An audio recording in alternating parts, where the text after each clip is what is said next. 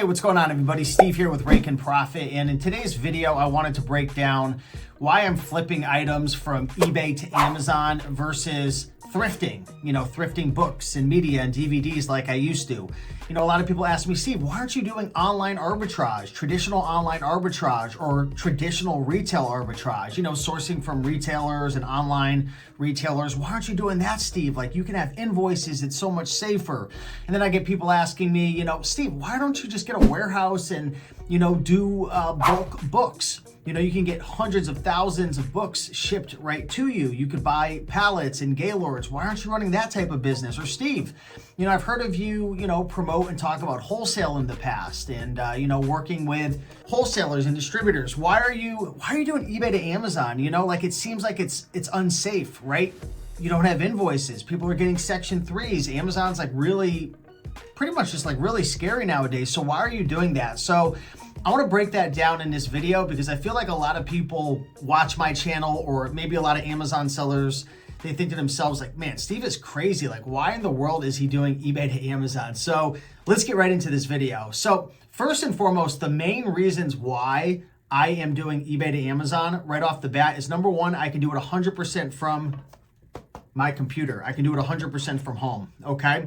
With thrifting, you can't really do that. Yes, you can run a business 100% from home doing online arbitrage, but the problem that I've found when I've done traditional online arbitrage is the profit margins suck, right? And there's a lot of price tanking, and the guys and gals that I know that have success with traditional online arbitrage, they're having to go super deep into specific ASINs and products, a couple times per year, and take advantage of these big opportunities. And you could either score a home run or you could literally go bankrupt. I know a lot of online arbitrage sellers. Matter of fact, I put a post in my group the other day. I said to my group, if traditional online arbitrage is so profitable, then why do the gurus who teach it, they don't even do it? Or the ones who do it, I come to find out they're just breaking even to sell courses and programs. If it's so profitable, then I don't understand why they're all driving Uber. I see so many online arbitrage sellers, they all just, they get so excited about having those invoices, and they get so excited about, I could do it from home, which is great. But it just seems their profit margins are so small. That's why I don't do online arbitrage. And also, I can't stand having to shop for all these coupons and take advantage of these sales. And then, the big problem with online arbitrage, traditional online arbitrage, is sometimes stores will cut you off, right? So you have these invoices, and invoices are great. Wholesale, private label, traditional online arbitrage, definitely way more safer than eBay to Amazon. But again, last time I checked, when I went out to the grocery store to buy groceries and I went to go pay with my Amazon invoice, they wouldn't accept it. You guys, the reality is I do eBay to Amazon because the profit margins are absolutely insane. The margins are probably 3 to 5 times larger than traditional online arbitrage and wholesale. You could start with way less money. Yes, it is riskier because you don't have invoices, but a lot of people, even thrifters, it's funny, thrifters will kind of crap on the eBay to Amazon flipping model. But then I say to myself, what's the difference between buying an item from a thrift store versus buying an item from eBay? You don't have invoices either. So if Amazon wants a Section 3 you, or if you get a counterfeit, sometimes with counterfeits, you don't get kicked off. I've gotten multiple counterfeit complaints in the past, and I haven't been kicked off because I sell enough volume. If you're a brand new seller and you're getting counterfeits and you don't have a selling history, yeah, you might get a Section 3. But the reality is, people don't get it. You can sell from thrift stores, you could sell from eBay, and mostly be safe if you're going after items that aren't super duper popular, if you're making sure the brand's not on the listing, if you're doing enough volume to where if you get hit with a counterfeit and IP complaint, your Amazon health rating is going to be high enough where you're not going to get kicked off. I fly under the radar. I go after items that are discontinued, that aren't super popular. Matter of fact, I had a gentleman hit me up today, and he's doing online arbitrage and wholesale. And guess what? He's gotten 5 IP complaints in the last 2 or 3 months. Don't quote me on that, but it was a message today. But he's gotten 5 IP complaints selling health and beauty products, doing online arbitrage and wholesale. And guess what? Amazon still won't freaking accept his invoices. And they're asking him to get invoices from his wholesalers and distributors, and they want the invoice on top of that. They want to go all the way down the chain. So the reality is, the big thing that I've learned is if you're going to resell any product, If you don't have really, really good invoices, don't go after the super popular products. I sold over $700,000 worth of products. I made $175,000 profit, paid myself $130,000 with no invoices in 2024. And I've been doing this for over 4 years, the eBay to Amazon model. But the margins are insane. It's really easy to source products. The items that I'm purchasing, I'm flying under the radar. There's not a ton of sellers. They're discontinued. They're not easy to source. So I'm not going to have, like with traditional online arbitrage, I'm not going to have 25 sellers jumping on a listing and tanking the price. Yes, it's a little bit more dangerous because I don't have those nice, cozy invoices that I could go to sleep with and use to spend at the grocery store. If you've been following along, you know I'm joking. So that's that. I mean, the margins are insane. It's easy to source. You know, I've developed a sourcing tool called Replen Catcher where I can literally track and monitor all of my best replens on eBay. And when they become available at a good ROI and profit, I scoop them up. Also, Replen Catcher tracks and monitors over 1.6 million products out of the box that I could source within the book, DVD, CD, toy category, right? So that's why I love eBay to Amazon. Also, I can ship everything directly to my prep center. If I buy items from a thrift store, I have to bring it all home.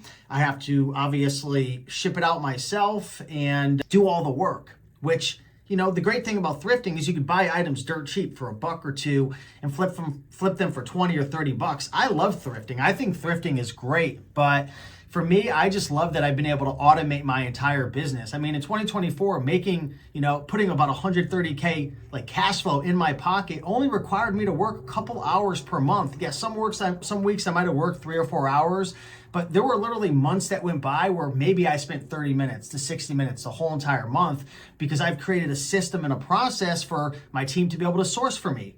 You know, I don't have issues with stores not being able to, sell me products like these OA guys. I don't have to have my team go shop all these sales. We don't have to go super deep into one ASIN. So if one ASIN does tank in my business, it doesn't matter because I go insanely wide.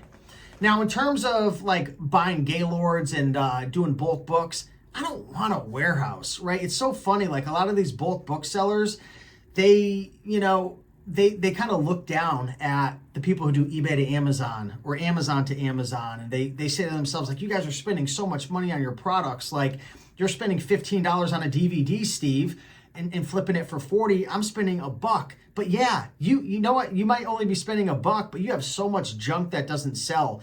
Your ASP, your average selling price, is very low. You have to, wait for trucks to deliver all these items. You probably have a warehouse, right? You have to have all this expensive equipment and overhead and physical employees. I don't want to deal with that anymore, right? Like, I love my business because I do have, not technically employees. They're actually, I don't even know if they're technically 1099 because they're from the Philippines. I don't even have to give them a 1099, but I just have virtual assistants, right? I have 2 VAs that source for me and I barely talk to them anymore because we have a system in place. They get their results, they get things done. I shoot Loom videos if there's ever issues or problems, but I don't have to run into them every day. I have someone who works for me part-time. One of my sourcer's husbands, he does all the repricing. I have somebody who fixes stranded inventory. I have a Filipino VA who does my bookkeeping for Amazon and everything like that. So I love it. I literally don't even have to touch the products. My VAs purchase it using Replen Catcher. Those items get shipped to my prep center. Big shout out to Frank and Little Owl Prep. Right? My VAs will literally update the software that, pertains to Little Owl Prep. They have their own software, so you have to pretty much like kind of check items in, and then it moves from being planned inventory, and then they scan it in, it goes received, and then it gets shipped out. So they manage that whole process, but I love it. It's streamlined. Like, I don't have to see the products. I don't have to touch the products anymore. Now, keep in mind, I started using the Prep Center last December, right? December of 2023. Yeah, December of 2023. Yeah, so it's been like 13, 14 months I've been using the Prep Center, but it's the best. I love it. Yes, I get it. I don't have invoices. I get it, guys, but neither do you thrifters. Neither do you folks who are buying from Facebook Marketplace or flea markets. And even if you do have an invoice, you jolly green online arbitrage sellers, doesn't mean they're going to accept it. But you want to know what? I would rather run a business and make freaking sick cash flow, right? Like in 2024, I'm not saying this to impress you, but just impress upon some of you hard-headed people that I made over 10K per month hardly working in my business. Yes, I don't have invoices, but guess what? I'm gonna make as much cash flow as I possibly can from Amazon. I'm gonna put it into index funds. I'm gonna put it into real estate. I'm gonna put it into crypto. I'm gonna put it into softwares that I'm developing. I'm gonna put it into other businesses. While a lot of these people who they love to just show off, I got invoices and my business is so safe. It's not really as safe as you think. And most of you guys aren't making any money. I hate to say it. I know. This is a community where there's just a lot of fakers and a lot of people who they show these orange bars and they show they're making all this money. But then when I see them in real life, they live in a crappy apartment, can't pay their bills, and are always struggling and driving Uber. Again, nothing wrong with the hustle. I love it. But if you were making so much money, then why are you only selling courses, right? If you were making so much money, why aren't you actually doing online arbitrage and actually doing wholesale? I just see a lot of these people talking a big game, but they don't even do what they teach other people. I'm in the game. I'm doing this. You might not like me, but guess what? There's one thing you can't call me. You can't call me a fake guru. Why? Because I'm in the game. I'm making it happen. I'm doing it. I'm living this every single day. So why do I do eBay to Amazon? Because I make money.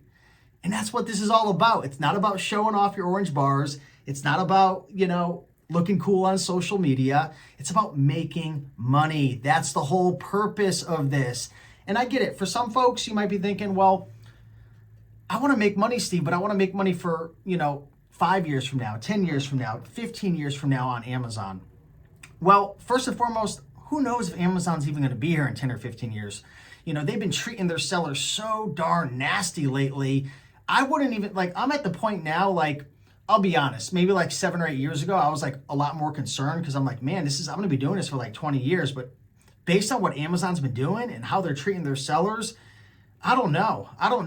If it comes to the point where the only way to sell on Amazon is to do wholesale, I'm out. I don't want to sell on Amazon, right? If that's the purpose. I don't want to have physical employees, and I don't want to have to be investing hundreds of thousands of dollars into products and having warehouse space and having to be on the phone all day with distributors and, having the 16, 18 wheelers, whatever they're called, coming to the warehouse and, doing all, I'm good. I'm good with that, right? I literally just want to make money. So that's why I do eBay to Amazon. It's virtual. The margins are sick. Most people are scared to do it because they think they're going to get kicked off instantly. Fine, good. Don't do it. I don't care if you do it. And I don't want to deal with physical employees. I don't want to have a ton of overhead, and I don't want to have a ton of risk having to go super deep on these, ASINs that at any moment Amazon could just gate you and restrict you. That's the new Amazon nowadays. So I hope this didn't come off negative. I feel like I'm being 50% like a smartass, but it's just I hear these same silly, stupid comments all day long from people who don't have experience, who don't do it, who are fake gurus, and they don't make any money. So excuse me if I come off like this a little bit, but that's why I do it. If I was to start over brand new as a seller, I definitely wouldn't jump right into eBay to Amazon. I would start thrifting. I would thrift. I would hit yard sales. I'd hit garage sales. Once I wanted to start scaling and I built up some capital, I would get into eBay to Amazon.